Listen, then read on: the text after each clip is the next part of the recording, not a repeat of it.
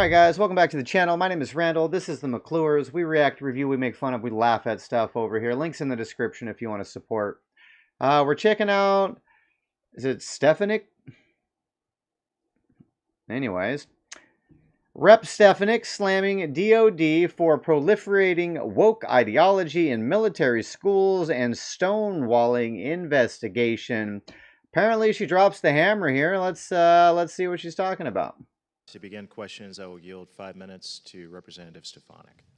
Thank you, Chairman Banks. Mr. Cisneros, are you familiar with the tweet? It's both on the screens, it should be up there, and right behind me, by the former DODIA Chief of Diversity, Equity, and Inclusion.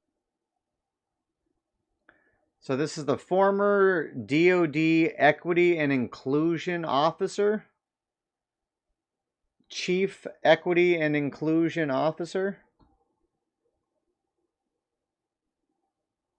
Did I just lose the internet or something? What's going on here?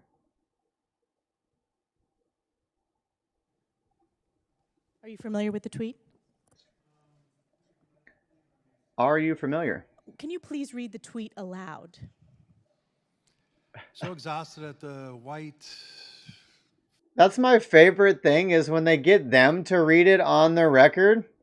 Just so you can hear in your own voice how fucking stupid this sounds. Why don't you go ahead and read it for us, sir? Folks in these PD sessions, this lady actually had the audacity to say black people can be racist too. I had to stop the session and give Karen the business. We are not the majority. We don't have power. A thread YS for assistance. And again, for the viewers who are watching this, this is the former chief of DEI for DODIA, for schools in our Department of Defense. This is wildly inappropriate and unacceptable. Would you agree with that, Mr. Cisneros? I do agree that that is not acceptable. It's not condoned by, it's not something I would condone, and it's not condoned by DODIA or the Department of Defense. Well, when I raised this issue, in fact, I wrote a letter to the Department of September of last year and did not receive a response. It was only when I wrote a follow-up letter on November of last year, we did finally get a response in December stating the department was conducting an inquiry into this matter.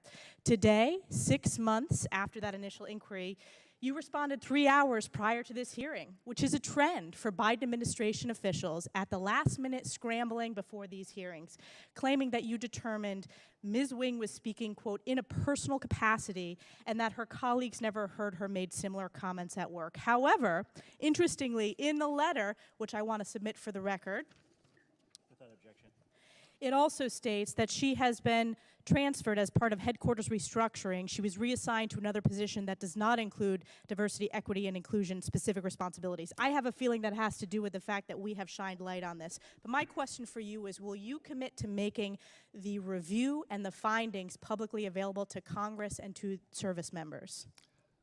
Ma'am, you did get the letter today.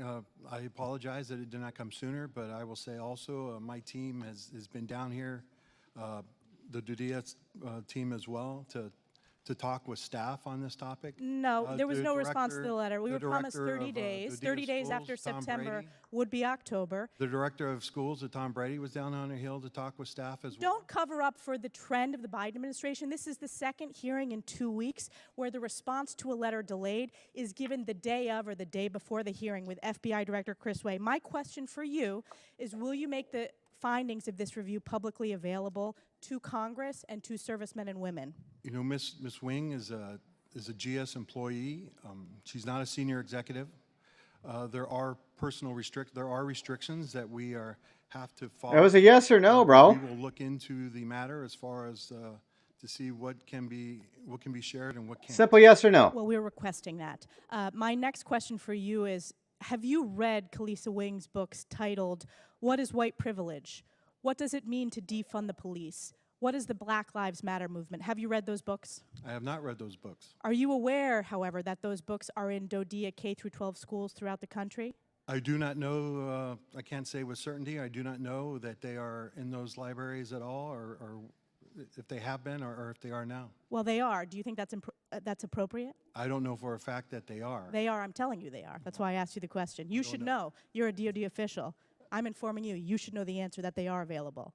Well, I And don't- one reason you should know that is because in her own presentation as a DoD employee at a DoDEA summit, she stated, quote, "My passion work is dismantling disparate discipline systems, and I am hugely passionate about dismantling the school-to-prison pipeline.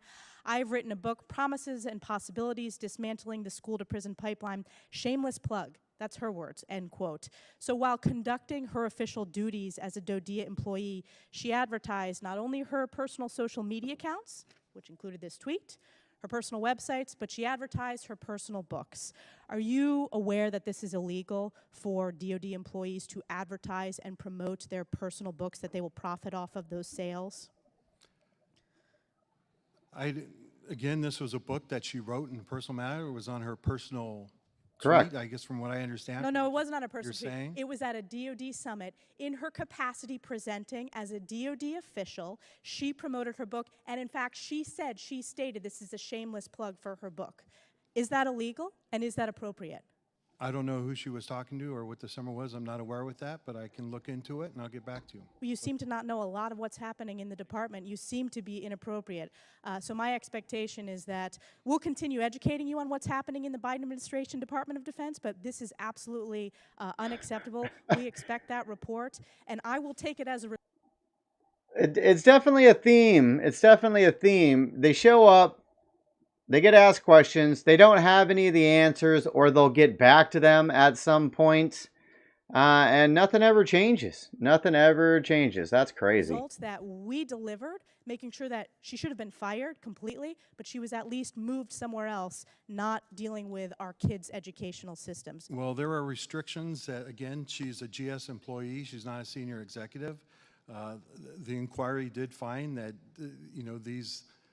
the tweets that she made or comments that she made were not in line with the Department of Defense or DoD schools, but they were made on a personal basis. That was the result of the inquiry. And we will look into the privacy that's in there, and we will share, we will look into what we can share and what we can't share. I'll yield back to the chair. Yield 5 minutes to Ranking Member Kemp. Yeah, but basically the guy knows nothing about what's going on in the department. He doesn't know what's going on with any of his employees. He doesn't know much.